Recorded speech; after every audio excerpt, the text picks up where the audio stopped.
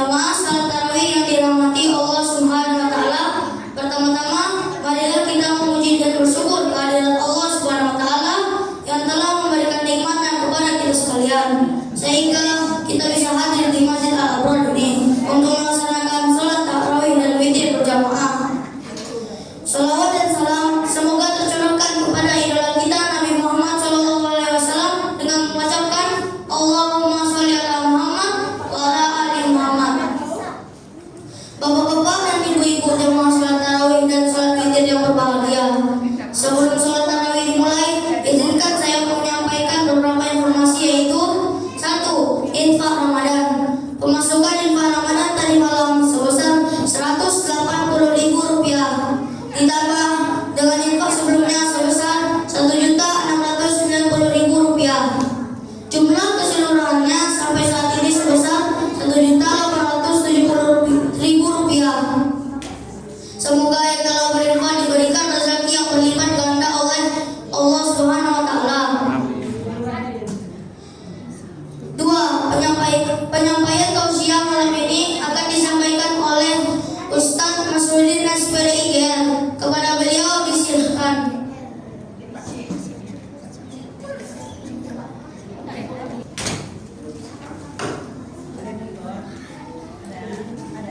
Assalamualaikum warahmatullahi wabarakatuh.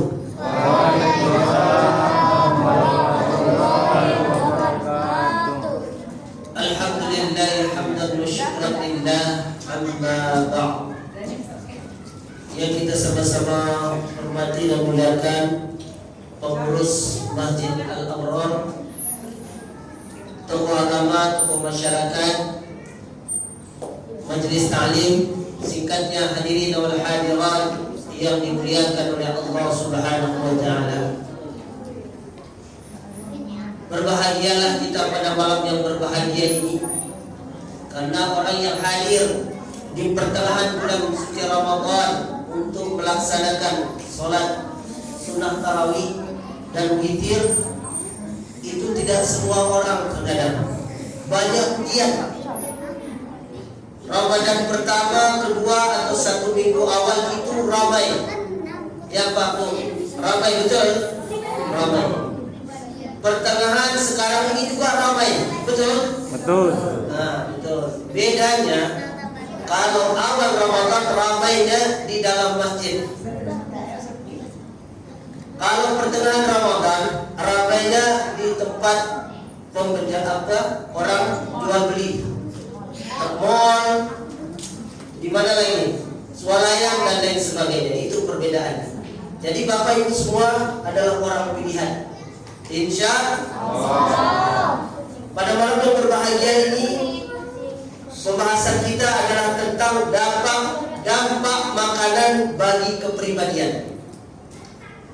Bapak Ibu jamaah salat tarawih yang dimuliakan oleh Allah Subhanahu wa taala.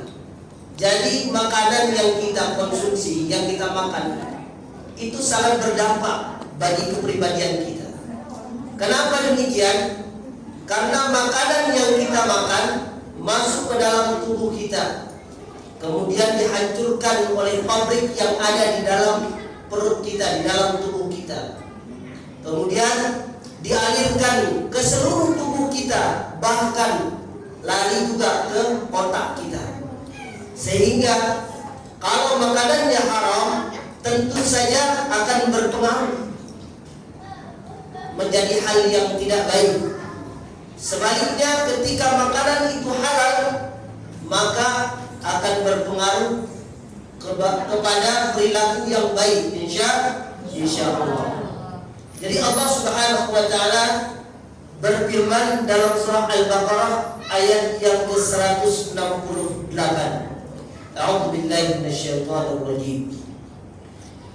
Ya ayyuhan nasu kulu mimma fil ardi halalan thayyiban. Allah. Wahai manusia, makanlah dari apa? Dari makanan yang halal dan baik yang terdapat di bumi. Wala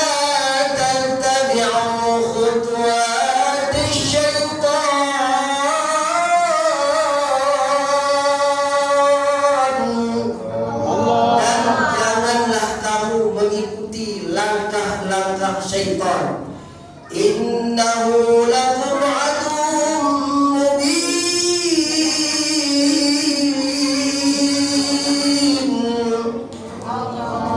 Sesungguhnya setan itu adalah musuh yang nyata bagimu. Bapak Ibu jamaah yang dimuliakan oleh Allah Subhanahu wa taala. Makanan yang halal penting. Jangan sampai juga makanan yang halal ini menjadi haram. Apakah bisa? Bisa.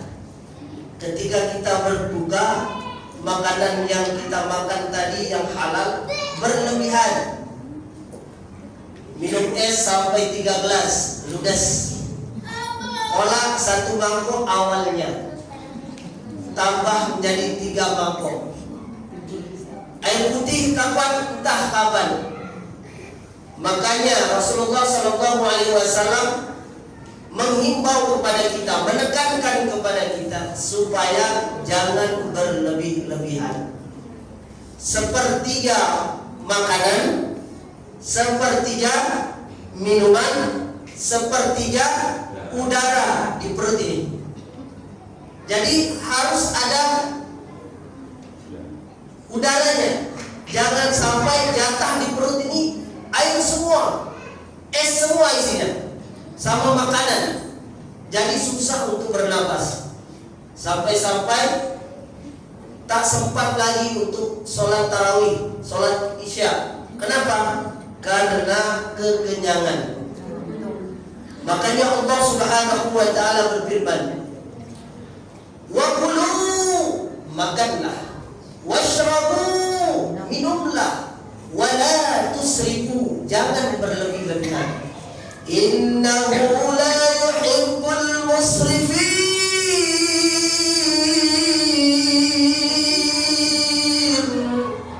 Allah. Sesungguhnya Dia Allah Subhanahu wa taala tidak menyukai orang yang berlebih-lebihan. Yang mana? Yang tadi. Tidak boleh berlebih-lebihan. Bapak Ibu jamaah salat tarawih yang dimuliakan oleh Allah Subhanahu wa taala. Usahakan ketika kita berbuka ada air putih, kemudian ada kurma. Rasulullah mengajarkan itu berarti sangat baik untuk kita. Ketika kita minum air putih dan kurma, maka seluruh energi-energi kita yang terkuras saja itu perlahan akan dipulihkan, dikembalikan lagi. Oleh apa? Oleh kurma dan air putih. Makanya disarankan ketika kita berbuka itu ada kurma. Dan sebaiknya ganjil. Minimal 1. Pingin lagi berarti tambah berapa?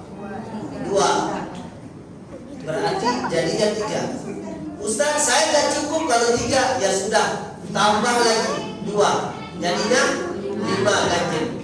Ustaz, masih kurang, terlaluan. Memang keterlaluan. 5. Sedangkan 1 saja udah terasa manis. 3 lumayan terasa. Kalau 5 sudah tak ada celah untuk makanan yang lain lagi. Oleh karenanya Rasulullah SAW sering bahkan ketika berbuka menggunakan kurma dan air putih. Bagaimana dengan makanan yang lain? Makanan yang lain nanti menyusul. Apalagi makanan sifatnya berat, itu usahakan nanti setelah sholat. Jangan sebelum sholat, nanti kurang semangat. Nanti apa namanya? Sholatnya nanti belum sudah mau ke kamar kecil. Akibat apa? Kekenyangan. Tapi nanti kalau habis sholat silakan makan. Bahkan ada orang yang terbiasa makannya itu habis sholat tarawih. Kenapa? Supaya dia lebih fokus, lebih khusyuk, supaya tidak terganggu ketika melaksanakan sholat isya, sholat tarawih, dan sholat witir. Bapak Ibu jemaah yang dimuliakan oleh Allah Subhanahu wa taala. Jadi kesimpulan tausiah kita pada malam yang berbahagia ini adalah Makanan yang halal sangat berpengaruh baik untuk tubuh kita. Makanan yang lawannya yakni tidak halal maka berpengaruh tidak baik bagi tubuh kita. Itulah terkadang anak kita itu susah diatur. Barangkali sempat termakan makanan yang dilarang oleh Allah Subhanahu wa taala. Dipanggil susah sampai berkali-kali. Ianya kebanyakan, jalannya entah kapan. Nah, ya. Nah, ya. Nah, ya yang ketiga, ya. Diam aja dia belum gerak. Nah, mari kita beristighfar mohon ampun kepada Allah Subhanahu wa taala. Momen Ramadan ini kita minta petunjuk dari Allah Subhanahu wa taala supaya dijaga dari hal-hal yang dilarang atau diharamkan oleh Allah Subhanahu wa taala. Kurang dan lebihnya mohon dimaafkan. Billahi taufiq wal hidayah. Wassalamualaikum warahmatullahi wabarakatuh. Waalaikumsalam warahmatullahi wabarakatuh. Yang ini jangan disetting karena luar tema. Demikianlah penyampaian tausiah yang telah disampaikan oleh Ustaz. Kepada beliau kami ucapkan terima kasih. Semoga apa yang disampaikan tadi bermanfaat untuk kita semua dan juga bisa kita praktikkan dalam kehidupan sehari-hari. Selanjutnya melaksanakan sholat tarawih yang bertindak selaku imam. Mohon kesediaan dari Ustaz Nasruddin SPD IGR dan Bilal oleh Saudara Rizky Manggala. Dan untuk melaksanakan sholat tarawih dilaksanakan sebanyak 8 rakaat 2 salam. Sedangkan sholat witir 3 rakaat 1 salam. Baiklah, selaku MC saya mohon maaf jika ada kesalahan. Marilah kita tutup dengan mengucapkan hamdalah dan doa kafaratul majelis. Alhamdulillahirabbil alamin. Subhanakallahumma wa bihamdika asyhadu an la ilaha illa anta astaghfiruka wa atubu ilaik.